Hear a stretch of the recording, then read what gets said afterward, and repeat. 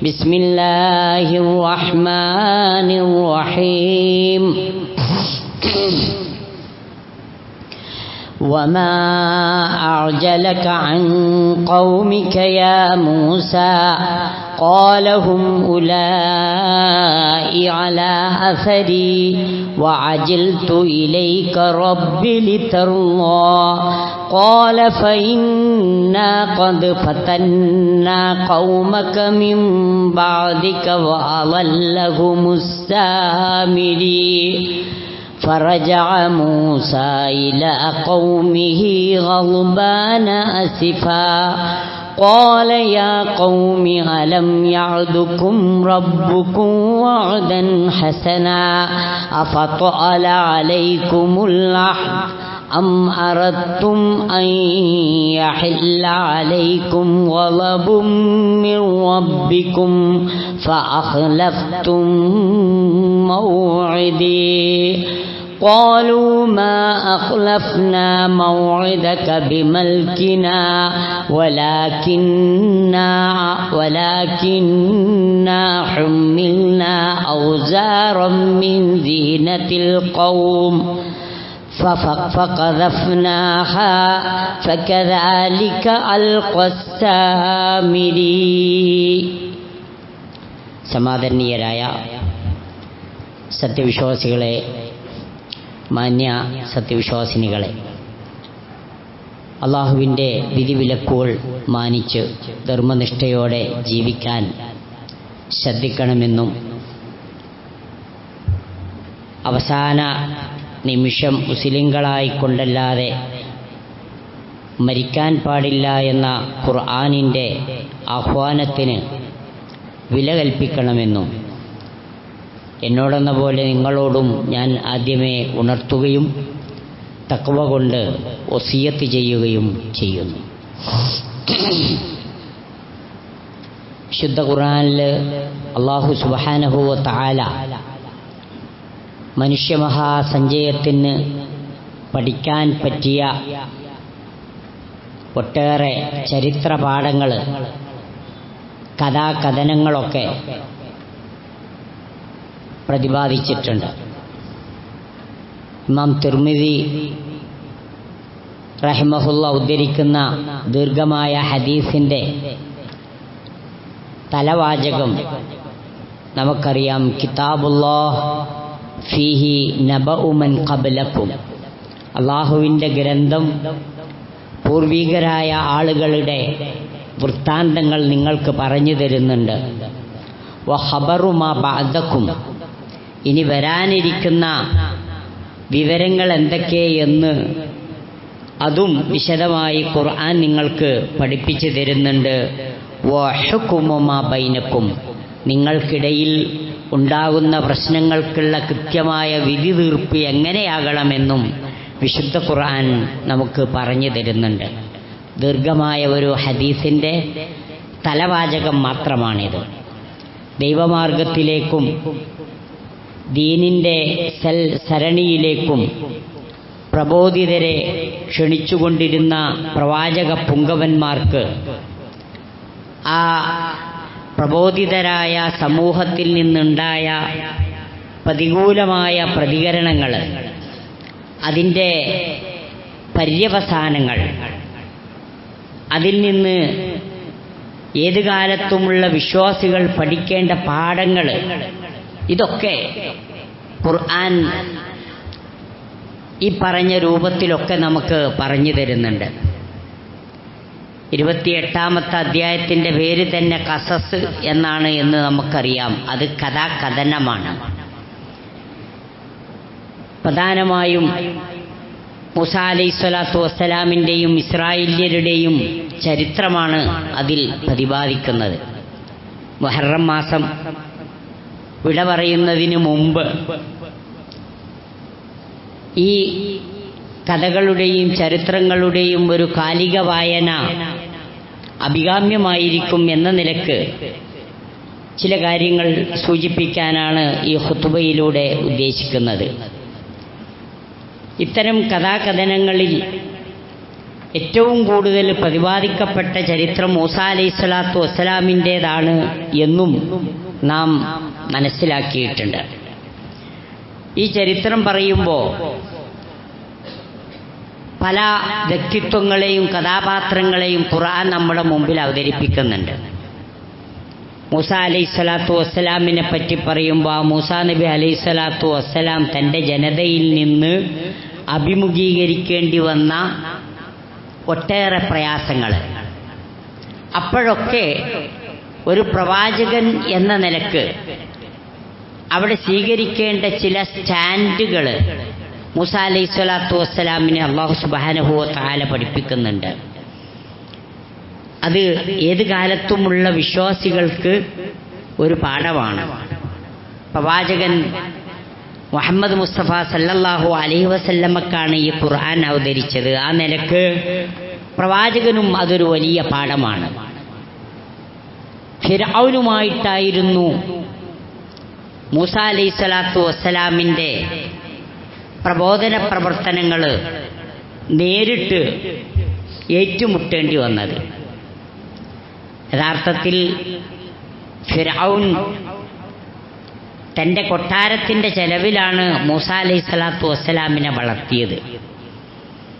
എന്നിട്ടും നഗ്നമായ കയ്യേറ്റങ്ങൾക്കെതിരെ, അവകാശ ധ്വംസനങ്ങൾക്കെതിരെ, നീതി നിഷേധങ്ങൾക്കെതിരെ, ഖിബ്തി വംശജരുടെ ന്യൂനപക്ഷമായ ഇസ്രായേല്യരോടുള്ള മോശമായ പെരുമാറ്റങ്ങൾക്കെതിരെ മൂസാ അലൈഹിസ്സലാത്തു വസ്സലാം പ്രതികരിച്ചപ്പോൾ അത് തൻ്റെ ജീവന് തന്നെ ഹാനിയാകുമെന്ന് മനസ്സിലാക്കി മൂസാ അലൈഹിസ്സലാത്തു വസ്സലാം നാടുവിട്ട ചരിത്രം പരത്തി പറയേണ്ടതില്ല.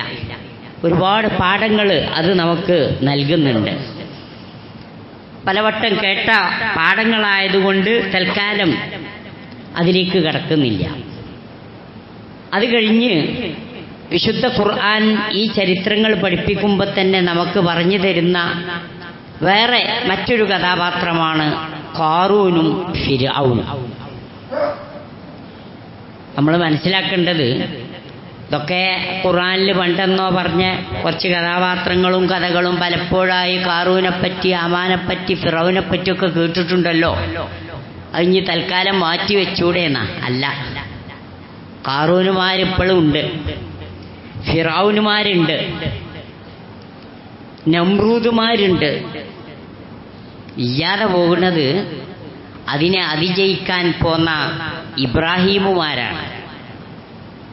പരീക്ഷണങ്ങളുടെ തീച്ചൂളയിൽ സഹന സംവേദനങ്ങൾ നിർലോഭം പ്രകടിപ്പിച്ച ഇസ്മായിലുമാരാണ്. പരീക്ഷണങ്ങളെ അതിജയിക്കാൻ അല്ലാഹുവിനോട് നിരന്തരം തേടിക്കൊണ്ടിരുന്ന മൂസാ അലൈഹിസ്സലാത്തു വസ്സലാമിൻ്റെ സ്വഭാവമുള്ള വിശ്വാസികളാണ് സമൂഹത്തിൽ കുറവ്. അത് നമ്മൾ പ്രത്യേകം മനസ്സിലാക്കുക. ഖാറൂനും ഫിറഔനും ഹാമാനും പലപ്പോഴും ഒരേ ആയത്തിൽ പരിചയപ്പെടുത്തുന്നുണ്ട്. എന്താണെന്നറിയോ? ഖാറൂന് ധിക്കാരത്തിൻ്റെയും ധനത്തിൻ്റെ ആഗമനം കൊണ്ട് അല്ലെങ്കിൽ വർധനവ് കൊണ്ട് പടച്ചോനെ തന്നെ നിസ്സാരനായി കണ്ട, ജനങ്ങളോട് മോശമായി പെരുമാറിയ ഒരു ബടാ കോർപ്പറേറ്റ് മുതലാളിയാണ് എന്ന് വേണമെങ്കിൽ നമ്മളെ പത്രഭാഷയിലോ ആധുനിക നമ്മുടെ ജീവിക്കുന്ന ഈ ഒരു സമൂഹത്തിൻ്റെ ഭാഷയിലോ നമുക്ക് പറയാം. അവർക്ക് പിമ്പലമേകുന്ന ആളുകളായിരുന്നു ഫറോവ. അധികാരത്തിൻ്റെ ദണ്ടുപയോഗിച്ചയാളാണ് ഹമാനും ഫിറഔനും. ഇത് ഒരു ത്രയങ്ങളാണ്. ഇതൊക്കെ ഇന്ത്യൻ ജനാധിപത്യത്തിൽ എപ്പത്തെ അവസ്ഥ നോക്കുകയാണെങ്കിൽ ഇജാതി ത്രയങ്ങൾ തന്നെയാണല്ലോ എപ്പോഴും ഉള്ളത്. പേരിലെ വ്യത്യാസമുള്ളൂ എന്ന് നമുക്ക് കൃത്യമായി ബോധ്യപ്പെടും. അവർ ചെയ്ത അതേ പണി തന്നെയാണ് പാവപ്പെട്ട വിശ്വാസികളോട് ഇന്നും ഈ ദുശക്തികൾ ചെയ്തുകൊണ്ടിരിക്കുന്നത് എന്നതിലും തർക്കമൊന്നുമില്ല. അവിടെയാണ് അതിൻ്റെ ഒരു കാലിക വായനയുടെ പ്രസക്തി. ധനപരമായ ശേഷി വരുമ്പോൾ ധിക്കാരം മൂക്കുക അതിൻ്റെ ഒരു പരിണിത ഫലമാണ്. വിശ്വാസിക്കല്ല, അവിശ്വാസിക്ക്. വിശ്വാസിക്ക് ധനപരമായ ശേഷി വരുമ്പോൾ അവൻ റബ്ബിനെ ഓർക്കും. ഒരു പച്ചവെള്ളം കുടിക്കുമ്പോൾ പോലും അൽഹംദുലില്ലാഹ് എന്ന് പറയാൻ അവൻ മടിക്കില്ല. ഇതിൻ്റെ യഥാർത്ഥ സോഴ്സ് പടച്ചോണ്ടിരുത്തുന്ന എന്ന് അവൻ മനസ്സിലാക്കും. അതേസമയത്ത് അള്ളാനെ മറന്ന് ജീവിക്കുന്ന ഒരാളിൻ്റെ കയ്യിലാണ് ധനപരമായ ശേഷി വരുന്നത് എങ്കിൽ അയാൾക്ക് കാണിച്ചു കൂട്ടാൻ പറ്റാത്ത ഒരു വേണ്ടാത്തരുണ്ടാവൂല. ആളുകളും ആളുകളുടെ പ്രയാസങ്ങളുമൊക്കെ അയാളുടെ കണ്ണിൽ നിസ്സാരമാകും. അയാൾ ഇതൊക്കെ ഞാൻ എൻ്റെ കഴിവ് കൊണ്ട് നേടിയെടുത്തതാണ് എന്ന് അഹങ്കരിക്കും. അതായിരുന്നു സത്യത്തിൽ ഖാറൂൻ ഇവിടെ ചെയ്തതെന്ന് വിശുദ്ധ ഖുർആൻ നമുക്ക് പരിചയപ്പെടുത്തി തരുന്നുണ്ട്. ഞാൻ ഈ നേടിയെടുത്തതൊക്കെ യഥാർത്ഥത്തിൽ എൻ്റെ ഇൽമു കൊണ്ട് മാത്രമാണെന്ന് അഹങ്കരിച്ച വ്യക്തിയാണ് ഖാറൂൻ. വഖാറൂന വഫിർഔന വഹാമാന. വിശുദ്ധ ഖുർആന്റെ പ്രയോഗം നോക്കൂ നിങ്ങൾ. സൂറത്തുൽ അൻകബൂത്തിലെ 39-ാമത്തെ സൂക്തം. വഖാറൂന വഫിർഔന വഹാമാൻ വലഖദ് ജാഅഹും മൂസാ ബിൽ ബൈനാത്ത് ഫസ്തക്ബറൂ ഫിൽ അർദ് വമാ കാനൂ സാബിഖീൻ. അല്ലാഹു സുബ്ഹാനഹു വ തആല ഖാറൂന്റെയും ഫിർഔന്റെയും ഹാമാന്റെയും ചിത്രം നമ്മുടെ മുമ്പിൽ വെക്കുക. അതാ ഞാൻ പറഞ്ഞു, ഇവരൊക്കെ പേര് ഒന്നിച്ചല്ല പറഞ്ഞു. ഇവരെ ഒരു മുക്കൂട്ട് മുന്നണിയായിരുന്നു. പരസ്പരം ഇവർക്ക് ബന്ധമുണ്ടായിരുന്നു. ഫിർഔൻ ചെയ്യുന്ന തമ്മാടിത്തങ്ങളെ ന്യായീകരിക്കുന്നയാളായിരുന്നു യഥാർത്ഥത്തിൽ മന്ത്രി ഹാമാൻ. ഖാറൂൻ എന്ത് ധിക്കാരം ചെയ്താലും അതിന് ഫിർഔന്റെയും ഹാമാന്റെയും സപ്പോർട്ടുണ്ടായിരുന്നു. ഫിർഔൻ തന്റെ അധികാരം നിലനിർത്താൻ വേണ്ടി ജനങ്ങളുടെ മുമ്പിൽ കേവല ഭൗതികമായ അധികാരം മാത്രമല്ല എടുത്ത നമ്പർ, പിന്നെ സൂര്യപുത്രനാണെന്നാണ് വാദിച്ചത്. സൂര്യഭഗവാന്റെ ആ ഒരു സഹായവും പിന്തുണയും കൊണ്ടാണ് ഞാൻ നിങ്ങളുടെ രാജാവായി മാറിയത് എന്ന് വരുത്തി തീർത്തു. അത് സ്ഥാപിച്ചെടുക്കുന്നയാളായിരുന്നു ഹാമാൻ, കേവല മന്ത്രിയല്ല എന്നർത്ഥം. അല്ലാഹു സുബ്ഹാനഹു വ തആല വിശുദ്ധ ഖുർആനിൽ ഇക്കാര്യം പല രൂപത്തിൽ നമുക്ക് വിശദീകരിച്ചു തരുന്നുണ്ട്. ഏതായിരുന്നാലും ഇന്ന് നമ്മൾ അനുഭവിക്കുന്നത് പോലെയുള്ള ചില ദുരന്തങ്ങൾ ഖൗമിനെ തങ്ങളുടെ അധികാരദണ്ഡ് അവരുടെ മുതുകത്ത് വെച്ചമർത്തുമ്പോഴും പീഡിപ്പിക്കുമ്പോഴും സ്ഥാപിക്കാൻ ശ്രമിച്ചത് ഞാൻ നിങ്ങളൊക്കെ വോട്ടുകൊണ്ട് അധികാരത്തിലേറിയതാ എന്ന് മാത്രമല്ല, അതിൻ്റെ പുറമേ എൻ്റെ ജനനം തന്നെ ദൈവികമാണെന്ന് വരുത്താനാണ്, ജൈവികമല്ല ദൈവികമാണ് എന്ന് വരുത്താനാണ് നമ്മളെ നാട്ടിലുള്ള അധികാരികൾ പോലും ശ്രമിച്ചത്. ആ ഭൂരിപക്ഷം കുറച്ച് കുറഞ്ഞതുകൊണ്ട് കുറച്ചൊക്കെ ഒരു മനുഷ്യൻ്റെ സ്വഭാവത്തിൽ നിൽക്കാൻ തോന്നുകയാണ്, അല്ലെങ്കിൽ അത് ദൈവമായി പോയേനെ. പിന്നെ എന്ത് നിയമം അടിച്ചേൽപ്പിക്കുമ്പോഴും അരുങ്കൊലകൾ ചെയ്യുമ്പോഴും പീഡനങ്ങൾ ചെയ്യുമ്പോഴും ഇതൊക്കെ ഞങ്ങൾ അനുഭവിക്കാൻ വിധിക്കപ്പെട്ടവരാണെന്ന രൂപത്തിൽ ജനങ്ങൾ അങ്ങ് വളരെ നിസ്സാരരായി മാറുകയാണ്. അതിനനുസരിച്ച പെരുമാറ്റാണ് അവരുടെ ഭാഗത്തുനിന്നുണ്ടായത്. ഫിർഔൻ മുതൽ ഹാമാൻ വരെ. വനാദാ ഫിർഔനു ഫീ ഖൗമി, ജനങ്ങളോട് ഫിർഔൻ ഇങ്ങനെയാണ് വിളിച്ചു പറഞ്ഞത്. ഖാല യാ ഖൗമി അലൈസ ലീ മുൽക്കു മിസ്ർ വഹാദിഹിൽ അൻഹാറു തജ്രി മിൻ തഹ്തി അഫലാ തുബ്സിറൂൻ. എൻ്റെ ജനങ്ങളെ, ഈ ഈജിപ്തിൻ്റെ അധീശാധികാരം എൻ്റെ കയ്യിലാണ്. എൻ്റെ കാൽക്കീഴിലൂടെയാണ് വിഖ്യാതമായ യൂഫ്രട്ടീസും ടൈഗ്രീസ് നദികളും ഒഴുകിക്കൊണ്ടിരിക്കുന്നത്. അതിൻ്റെ എല്ലാം അധിപൻ ഞാൻ മാത്രം.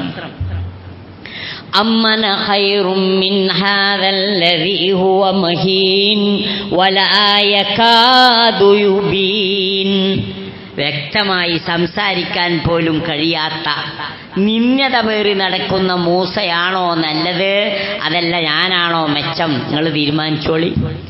ഫലൗലാ ഉൽഖിയ അലൈഹി അസ്വിറത്തും മിൻ ദഹബ് ഔ ജാഅ മഅഹുൽ മലായികതു മുഖ്തരിനീൻ. മൂസ പറയുന്നത് പോലെ അവൻ ദൈവത്തിൻ്റെ പ്രവാചകനാണ് എന്ന് വാദിക്കുന്നുണ്ടെങ്കിൽ എന്തേ ആ മൂസത്ര ദരിദ്ര നാരായണനായി നടക്കണ?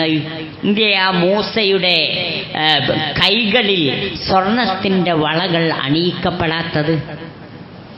അല്ലെങ്കിൽ ബോഡി ഗാർഡായിട്ട് എന്തേ മൂസക്ക് മലക്കുകൾ ഇങ്ങനെ ഒപ്പം നടക്കുന്ന ഒരവസ്ഥ നമ്മൾ കാണാത്ത? ദൈവമാണ്, ദൈവത്തിൻ്റെ പ്രവാചകനാണ് എന്നൊക്കെ വാദിക്കുന്നുണ്ടെങ്കിൽ എന്നാ മൂസയുടെ ആ കൈകളിൽ സ്വർണവളികൾ അണിയിക്കപ്പെടട്ടെ, അല്ലെങ്കിൽ മലക്കുകളുടെ ഒരു പരിവാരം മൂസയെ സംരക്ഷിക്കാൻ ഇറങ്ങി വരുന്നത് കാണട്ടെ. ഈ ജാതി വാദങ്ങളാണ് ഫറോവ ഉന്നയിച്ചത്. ഫലത്തിൽ ഫസ്തഖഫ ഖൗമഹ്, ജനങ്ങളെ അങ്ങ് നിസ്സാരവൽക്കരിച്ചു, വളരെ പുച്ഛമാക്കി അവരോട് പെരുമാറി.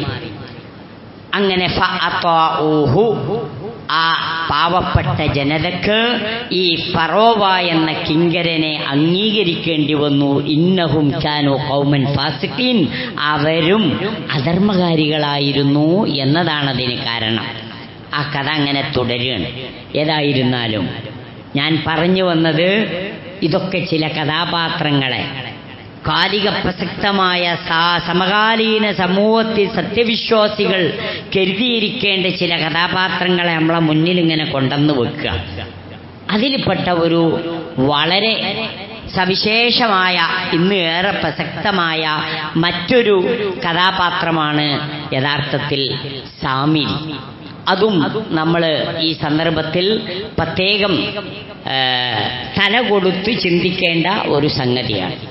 അഭിനവ സാമിരിമാരുടെ സാമ്രാജ്യത്തിലാണ് നമ്മളൊക്കെ ജീവിച്ചു കൊണ്ടിരിക്കുന്നത്. മൂസ അലൈഹിസ്സലാത്തു വസ്സലാമിൻ്റെ ആ പ്രവാചകത്വത്തിന് വ്യക്തമായ ദൃഷ്ടാന്തങ്ങൾ കാണിച്ചു കൊടുത്തിട്ട് തൂരിസീന പർവ്വതത്തിലേക്ക് പടച്ച റബ്ബിൻ്റെ അടുത്തേക്ക് അള്ളാഹുവിൻ്റെ നിയമങ്ങൾ സ്വീകരിക്കാനായി മൂസ അലൈഹിസ്സലാത്തു വസ്സലാം പോയപ്പോൾ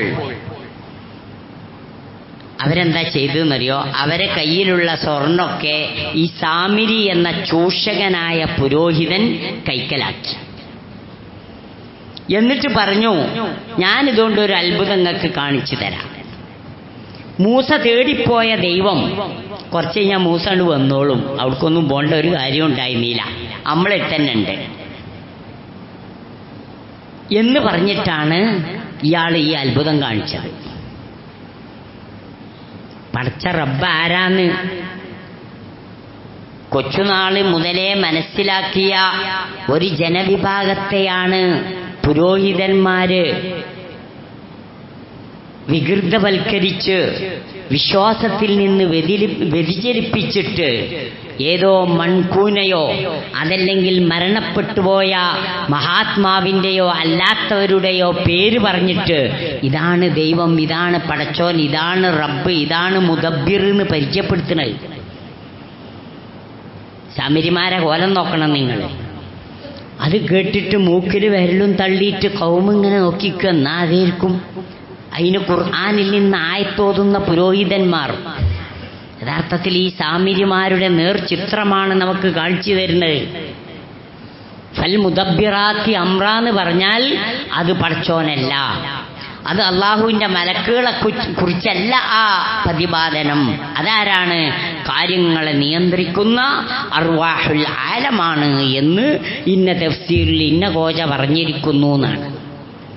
5 നേരത്തെ നമസ്കാരത്തിൽ 17 തവണ പടച്ച റബ്ബ് നമ്മളെ കൊണ്ട് പറയിപ്പിക്കുന്നുണ്ട് അൽഹംദുലില്ലാഹി റബ്ബിൽ ആലമീൻ. ആ റബ്ബാണ് മുദബ്ബിർ എന്നും ആ റബ്ബാണ് ഖാലിഖ് എന്നും ആ റബ്ബിനെ ഏകനാണ് എന്നും ആ റബ്ബിന് യാതൊരു പങ്കുകാരുമില്ല എന്നും ആ റബ്ബിലാണ് ഞാൻ വിശ്വസിക്കേണ്ടതെന്നും പഠിപ്പിച്ച ഇസ്ലാമിൻ്റെ ആ കടക്കൽ കത്തിവെച്ചിട്ട് സാമിരിമാർ അരങ്ങേറ്റം നടത്തുക. കാസർഗോഡ് ന്റെ അറ്റത്ത് ഖുറ എന്ന് പറയുന്ന സ്ഥലത്ത് ഒരു തങ്ങൾ എന്ന നാമത്തിലുള്ള ഒരാൾ മരിച്ചു. സാധാരണക്കാർ പറഞ്ഞു കൂറത്തങ്ങൾ എന്നാണ്. ആയിക്കോട്ടെ, കൂറായാലും വേണ്ടിയില്ല, പെരിച്ചാഴി ആയാലും വേണ്ടിയില്ല, തങ്ങളായാലും വേണ്ടിയില്ല, വലിയായാലും വേണ്ടിയില്ല. എന്താകാൻ പാടില്ല? പടച്ചോന്റെ സ്ഥാനത്തേക്ക് കൊണ്ട് വെക്കാൻ പാടില്ല. പക്ഷെ അതാ ചെയ്തത്. മരണപ്പെട്ടു, കറാമത്തുകൾ വെളിപ്പെടാൻ തുടങ്ങി. അങ്ങനെ ദിവസം തോറും പിന്നെ പട്ട് പുതപ്പിച്ച് പന്തല് വലുതാക്കി ജാറം പൊന്തിച്ച് അതാ മഹാനവറുകളുടെ ആ പേരിൽ ഇപ്പോൾ അവിടെ മക്കാമും ഇനി അടുത്ത കൊല്ലം മുറൂസും എന്തൊക്കെയോ നടത്താൻ പറ്റുമോ അതൊക്കെ നടത്തിക്കൊണ്ടിരിക്കുക. സാമിരിമാരുടെ അരങ്ങേറ്റം നോക്കണം നിങ്ങൾ. വിശദീകരിച്ച് പറയാൻ ഇപ്പോൾ സമയമില്ല. അല്ലാഹു സുബ്ഹാനഹു വ തആല വിശുദ്ധ ഖുർആൻ സൂറത്തു ത്വാഹയിൽ നമ്മളെ പഠിപ്പിച്ച സാമിരിയുടെ ആ കഥയിലേക്കുള്ള ഒരു സൂചനയാണ് ഞാൻ ഖുതുബയുടെ ആദ്യത്തിൽ ഓതി കേൾപ്പിച്ചത്. വമാ അഅജലക അൻ ഖൗമിക യാ മൂസ. മൂസ അലൈഹിസ്സലാത്തു വസ്സലാം തൂരിസീന പർവ്വതത്തിലെത്തിയപ്പോൾ എന്തേത്ത ധൃതിയിൽ കൗമിനൊക്കെ പിറകെ വിട്ടിട്ട് പോരാൻ കാരണം മൂസേ എന്ന് ചോദിച്ചു. അപ്പൊ മൂസ അലൈഹിസ്സലാത്തു വസ്സലാം നിഷ്കളങ്കമായ മറുപടി പറഞ്ഞു. ഖാലഹും മുലായി അലാ അസരി വഅജിൽതു ഇലൈക റബ്ബി ലിതർളാ. പടച്ചോനെ, കൗമിൻ്റെ പിന്നാലുണ്ട്, ഞാൻ അവരവിടെ നിർത്തിക്കുകയാണ്, ഇങ്ങോട്ട് കൊണ്ടുവന്നിട്ടില്ല. അള്ളാഹുവേ, നിന്റെ പ്രീതി കരഗതമാകുന്നതിന് വേണ്ടി ആ ഒരു താല്പര്യത്തിൽ ഞാനിങ്ങോട്ട് മുന്നിക്ക് പോന്നതാ. قال فإنا قد فتنا قومك من بعدك وأضلهم السامري. മൂസാ നബിയോട് അവിടെ വെച്ച് അള്ളാഹ് അറിയിച്ചു, എന്നാ കേൾക്കണം മൂസയെ, കാര്യമാകെ കുഴപ്പത്തിലാക്കി. അവിടെ വിട്ടേച്ച ആ സാമിരി ഉണ്ടല്ലോ, സാമിരി കൗമിനെ പറ്റിച്ചിട്ടുണ്ട്. മൂസാ നബിക്ക് അറിയില്ല. പോകുമ്പോ എല്ലാം ഉമ്മയൊത്ത സഹോദരനുണ്ടല്ലോ ഹാറൂൻ നബി അലൈഹിസ്സലാത്തു വസ്സലാമിനെ ഏൽപ്പിച്ചിട്ടാ പോയത്. ആ ഹാറൂൻ നബി അലൈഹിസ്സലാത്തു വസ്സലാം പറഞ്ഞതവർ കേട്ടില്ല. അവർ ഹാറൂന്റെ നേരെ കയ്യേറ്റം നടത്തുകയും അദ്ദേഹത്തെ കൊല്ലാൻ ശ്രമിക്കുകയും ചെയ്തു. വിഷണ്ണനായ മൂസാ അലൈഹിസ്സലാത്തു വസ്സലാം ഇത് കേട്ട് തിരിച്ചു വന്നു. അദ്ദേഹത്തിന്റെ കയ്യിലുള്ള ഏടുകൾ നിലത്തേക്ക് കോപാധിക്യത്താൽ വീണുപോയി. തൻ്റെ മാതൃ സഹോദരനായ ഹാറൂൻ നബി അലൈഹിസ്സലാത്തു വസ്സലാമിന്റെ താടിക്കും മുടിക്കും പിടിച്ചു വലിച്ചു.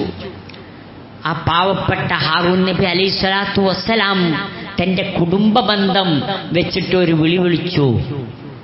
മൂസാ നബി അലൈഹിസ്സലാത്തു വസ്സലാമിനെ, എൻ്റെ മാതൃ സഹോദരനായ മൂസേ, എന്നെ മാനം കെടുത്തല്ലോ. അപ്പോഴാണ് മൂസാ നബി അലൈഹിസ്സലാത്തു വസ്സലാം അല്പം ഒന്ന് ക്ഷമിച്ചത്. കാര്യം വളരെ വിശദമായി ഖുർആൻ പറയുന്നുണ്ട്. ഇൻഷാ അല്ലാഹ് അതുമായി ബന്ധപ്പെട്ട ചില കാര്യങ്ങൾ കൂടി നമ്മൾ പഠിക്കേണ്ടതുണ്ട്. ഏതായിരുന്നാലും ഇവിടെ സാമിരിമാര് അങ്ങേ അറ്റത്തെ പരീക്ഷണമാണ് ഏത് കാലഘട്ടത്തിലും അതാത് സമൂഹങ്ങൾക്ക് നൽകിയിട്ടുള്ളത്. അവരെയാണ് നമ്മൾ സൂക്ഷിക്കേണ്ടത് എന്ന മഹത്തായ ഒരു പാഠം ഖുർആൻ നമുക്ക് നൽകുന്നുണ്ട്. അത് നമ്മൾ കൃത്യമായി പഠിക്കുകയും അത് ഉൾക്കൊള്ളുകയും ചെയ്യുമ്പോഴാണ് വിശ്വാസ വ്യതിയാനങ്ങളിൽ നിന്ന് നമുക്ക് നമ്മെ തന്നെ പിടിച്ചു നിർത്താനാവുക. അള്ളാഹു നമ്മെ അനുഗ്രഹിക്കുമാറാകട്ടെ.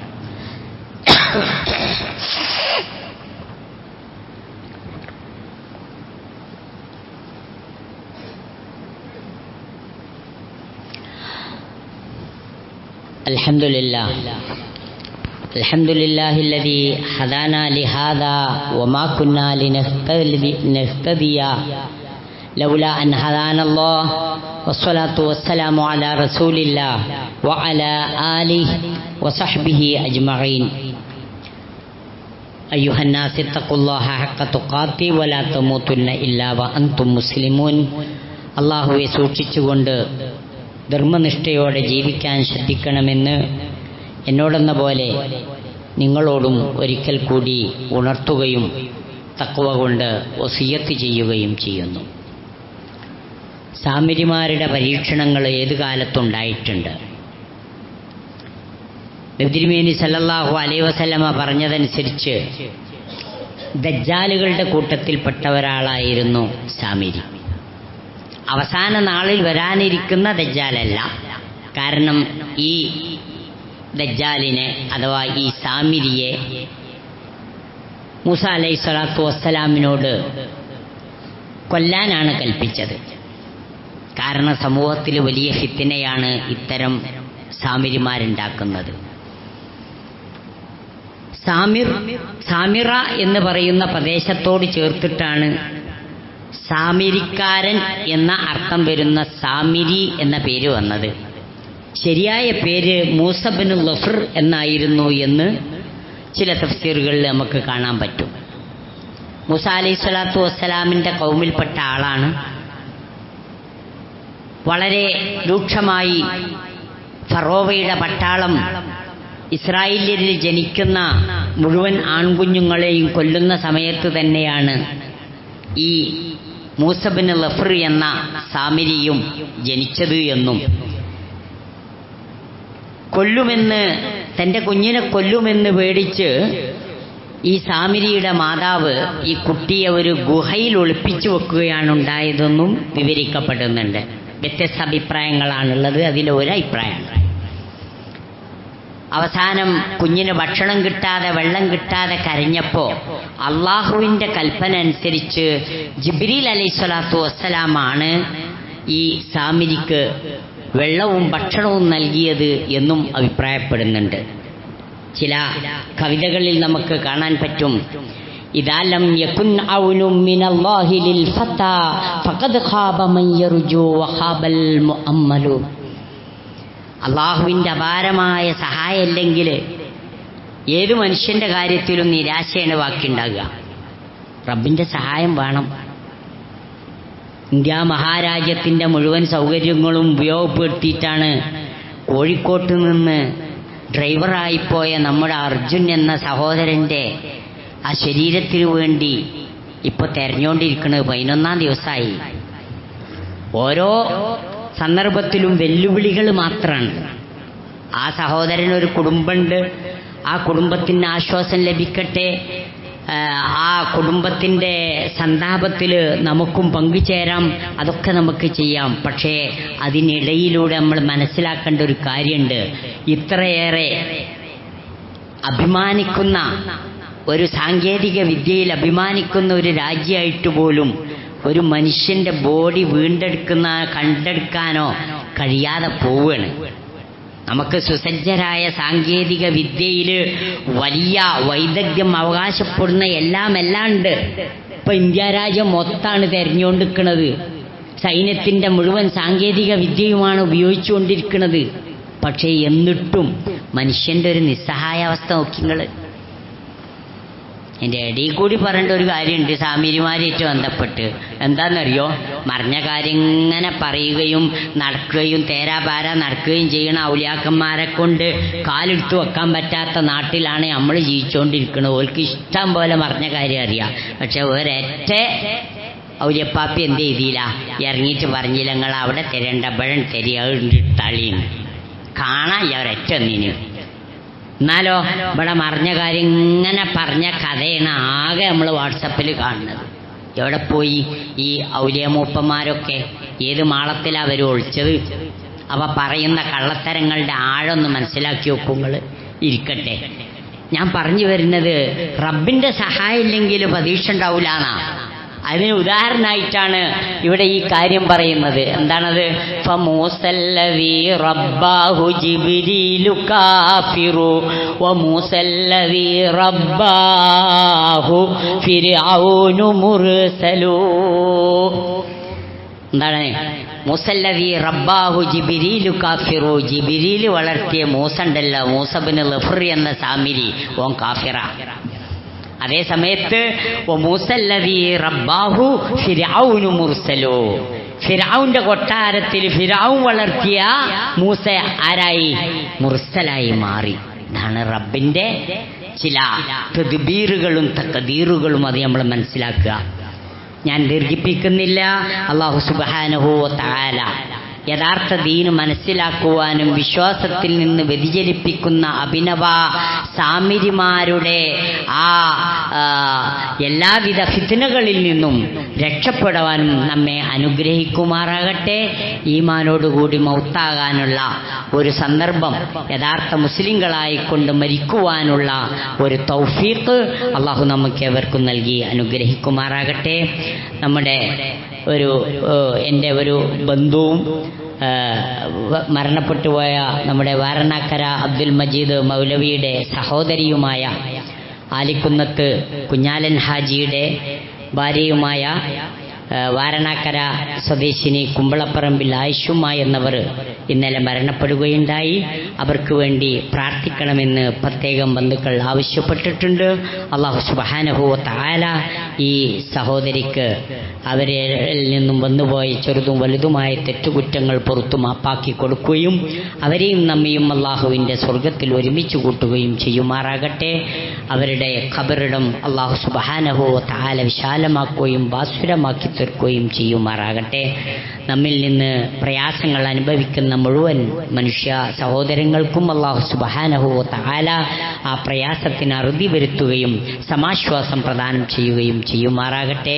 നമ്മിൽ നിന്ന് മരണപ്പെട്ടുപോയ മുഴുവൻ മാതാപിതാക്കൾ, ബന്ധുമിത്രാദികൾ, സഹോദരി സഹോദരങ്ങൾ, ഉറ്റവർ ഉടയവർ എല്ലാവർക്കും അല്ലാഹു സുബ്ഹാനഹു വ തആല മഗ്ഫിറത്തും റഹ്മത്തും പ്രദാനം ചെയ്യുകയും അല്ലാഹുവിൻ്റെ ജന്നാത്തുൽ ഫിർദൗസിൽ അവരെയും നമ്മയും ഒരുമിച്ച് കൂട്ടുകയും ചെയ്യുമാറാകട്ടെ. اللهم اغفر للمؤمنين والمؤمنات والمسلمين والمسلمات الأحياء منهم والأموات يا مجيب الدعوات ويا قاضي الحاجات. اللهم اغفر لنا ولإخواننا الذين سبقونا بالإيمان ولا تجعل في قلوبنا غلا للذين آمنوا ربنا إنك رؤوف رحيم برحمتك يا أرحم الراحمين.